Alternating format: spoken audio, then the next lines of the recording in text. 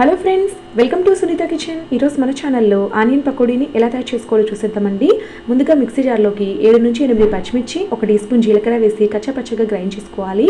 ఇప్పుడైతే ఒక మిక్సింగ్ బౌల్లోకి 4 కట్ చేసిన ఉల్లిపాయ ముక్కల్ని వేసేసుకోవాలి. స్లైసెస్ కింద కట్ చేసి వేసుకోండి. అలాగే ఇందులోకి గ్రైండ్ చేసుకున్న పేస్ట్ని, సన్నగా తరిగిన కరివేపాకు, కొత్తిమీర వేసుకున్న తర్వాత 1/2 టీ స్పూన్ కారం, 1/2 teaspoon garam masala powder, రుచికి సరిపడా ఉప్పు వేసి ఉల్లిపాయలని బాగా నలుపుకోవాలి.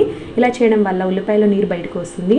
అలాగే 1 కప్పు శనగపిండి, 2 టేబుల్ స్పూన్ల వరకు బియ్యపిండి వేసుకొని మరలా కలుపుకోవాలి. ముందుగా ఉల్లిపాయలు బాగా నలిపాం కాబట్టి తక్కువ నీళ్ళే పడతాయండి.